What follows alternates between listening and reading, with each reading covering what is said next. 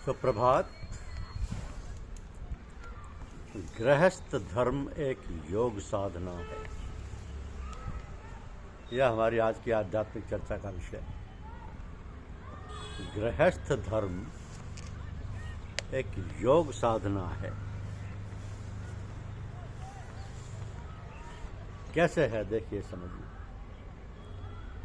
गृहस्थ धर्म ऐसी योग साधना है जिसमें मनुष्य के ऊपर पग पग पर उत्तरदायित्व एवं कर्तव्यों का भार है।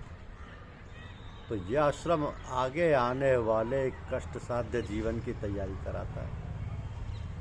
यदि इसमें रहकर हम इंद्रिय जन्य सुखों की निस्सारता, क्षणभंगुरता एवं नीरसता न जान पाए और सीधे वानप्रस्थ एवं संन्यास आश्रम ग्रहण कर लें, तो हमारी उस साधना में वासनाओं और क्षुद्र इच्छाओं का तांडव चलता रहेगा। तो गृहस्थाश्रम अन्य तीनों आश्रमों के पोषण रक्षण के लिए, दूसरे शब्दों में यूं कहा जा सकता है कि ब्रह्मचर्य, वानप्रस्थ, संन्यास, ये तीनों ही आश्रम गृहस्थाश्रम को व्यवस्थित और सुख शांति में बनाने के लिए हैं। तो ब्रह्मचारी इसलिए ब्रह्मचर्य का पालन करता है कि उसका भावी गृहस्थ जीवन शांतिपूर्ण और समृद्ध हो। वानप्रस्थ और सन्यासी लोग लोकहित की साधना करते हैं। यह लोक या संसार का सुख प्रकट करने वाला गृहस्थ धर्म ही है। यदि गृहस्थाश्रम की व्यवस्था बिगड़ जाए तो अन्य तीनों आश्रम ठीक रीति से नहीं चल सकेंगे। तो गृहस्थाश्रम से अहम का विस्तार होता है। आत्मभाव की सीमा बढ़कर उसमें परिवार के अन्य सदस्य भी आ जाते हैं। छोटे छोटे शिशुओं की सेवा शुश्रूषा से निस्वार्थ भाव से संलग्न होकर मनुष्य निजी स्वार्थों से ऊपर उठता है। खुदगर्जी नष्ट हो जाती है, आत्मसंयम की लगाम लगती है। स्त्री, पुत्र, सगे संबंधी, परिजन, पड़ोसी, घर के पशु पक्षी आदि में आत्मीयता बढ़ जाती है। क्रमशः उन्नति की ओर हम चलते हैं। अंत में मनुष्य पूर्णतया आत्मसंयमी हो जाता है। दूसरों के लिए अपने को भूल जाता है। खुद ही मिटती जाती है और खुदा मिलता जाता है। खुद ही मिटती जाती है और खुदा मिलता जाता है। गृहस्थ योग की साधना जब अपनी विकसित अवस्था पर पहुंचती है तब आत्मा परमात्मा में लीन हो जाता है। तो गृहस्थ धर्म हमें तुच्छता और संकीर्णता से महत्ता और उदारता की ओर ले जाता है। स्वार्थ का परिशोधन कर परमार्थ बना देता है। यदि गृहस्थ धर्म के सब उत्तरदायित्व को पूर्ण करते रहें, स्वार्थ को हटाकर परमार्थ की साधना करते रहें, तो वे निर्वाण तत्व को प्राप्त कर सकते हैं। तो आत्मीयता की उन्नति का अभ्यास करने के लिए सबसे उत्तम स्थान अपना घर है। आत्मीयता के साधक को अपना दृष्टिकोण देने और सेवा करने का बनाना पड़ता है। प्रेम की उदार भावनाओं से अपने अंतःकरण को परिपूर्ण कर सगे संबंधियों के लिए त्याग करना पड़ता है। इस आत्मीयता के प्रसार से घर स्वर्ग बन जाता है। तो गृहस्थाश्रम का सोपान पार कर लेने के पश्चात जीवन यात्रा का एक नया चरण प्रारंभ होता है। मनुष्य को प्रतीत होने लगता है कि सांसारिक सुखों के आगे कोई चीज है।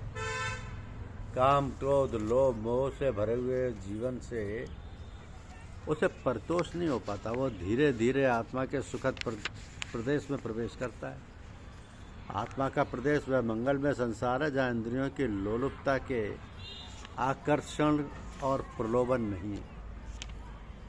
तो जिस परिवार में प्रतिदिन ईश्वर चिंतन होता है, प्रातः सायं नियमित रूप से प्रार्थना की जाती है, उस पर प्रभु की कृपा सदैव बनी रहती है। समृद्धि में वृद्धि होती है। जिस परिवार में मन, वाणी और चरित्र की पवित्रता है, उसमें सद्ज्ञान का प्रकाश होता है। जहाँ ज्ञान का प्रकाश है वहाँ अशिक्षा, मूढ़ता एवं अंधविश्वास क्यों कर रह सकते हैं। अतएव ज्ञान को दूर करने के लिए घर में पूजा पाठ, धार्मिक ग्रंथों का, घरेलू पुस्तकालय, भक्ति और पवित्रता उत्पन्न करने वाले चित्र, साधु महात्माओं का सत्कार, सुपात्र को दान और अतिथियों को प्रतिष्ठा की मान्यता रहनी चाहिए। जिस परिवार में इस प्रकार सच्चे हृदय से धर्म चर्चा होगी उसमें अज्ञान और दरिद्रता कदापि ना रहेंगी। तो परिवार के प्रत्येक सदस्य को चाहिए कि निश्चित समय पर पूजा के स्थान पर बैठकर ईश्वर चिंतन करे और पवित्र भजनों का गान करे। प्रभु कीर्तन तथा भजन द्वारा चित्त को उच्च आध्यात्मिक तत्वों में संलग्न रखे। यदि घर में एकांत ना हो तो सरिता, तालाब या अन्य किसी एकांत स्थान पर जाया जा सकता है। ईश्वर चिंतन का अभिनय मत कीजिए। अनेक व्यक्ति पवित्र स्थानों पर जाकर मन में विकारमय दृष्टिकोण लिए रहते हैं। ढोंगियों से सावधान रहिए। ये लोग धोखा देकर घरों में चोरी करते हैं, स्त्रियों को बहकाते हैं। सच्चे ईश्वर भक्त एकांत में भजन पूजन करते हैं। उल्लड़ तथा मिथ्या प्रदर्शन की प्रवृत्ति से दूर भागते हैं। तो प्रत्येक परिवार और व्यक्ति के जीवन में भी चारों वर्णों के कर्मों की आवश्यकता है। यदि कोई व्यक्ति अपने जीवन में केवल एक ही वर्ण का काम करने वाला समझे तो वह गलती करता है। अपने परिवार में आपको ब्राह्मण का कार्य करना चाहिए, अर्थात अज्ञान दूर करने के लिए कटिबद्ध हो जाना चाहिए। ब्राह्मणत्व का आदर्श है ज्ञान प्राप्ति, सदग्रंथों का अध्ययन, निस्वार्थ एवं विनम्र विद्यादान, जनता का शिक्षण, ईश्वराराधन। प्रत्येक मुखिया का यही कर्म सबसे पहले होना चाहिए। पर क्षत्रिय के समान परिवार पर आने वाली प्रत्येक कठिनाई, विपत्ति, अड़चन, मुकदमा, बीमारी से रक्षा करने के लिए तैयार रहना चाहिए। क्षत्रिय का कर्म सतर्कता, बुद्धिमत्ता, वीरता और धीरता से निकट संबंध रखता है। उसमें वीरत्व की भावना का प्रमुखता है। हमें क्षत्रियों के समान कर्तव्य पथ पर चलना सीखना चाहिए। आत्मसम्मान और प्रतिष्ठा के लिए मर मिटना चाहिए। परिवार का आर्थिक पहलू वैश्य के हाथ में रहे, अर्थात जब आप परिवार के लिए जीविका उपार्जन करने निकलें तो पूरे वैश्य बन जाए। वैश्य को उन्नत बनाने वाले गुणों से मुख्य मितव्यता, व्यवसाय वृत्ति, विनम्रता, मिलनसारता, व्यावहारिकता, सभ्यता, मृदुल सामाजिक व्यवहार, दूसरों का आदर सत्कार, सच्चाई और मृदु भाषण है। शूद्र की में सेवा भावना का उच्चतम विकास है। तो सेवा धर्म से ये लोग तथा परलोक दोनों सुधरते हैं, आत्म विकास होता है।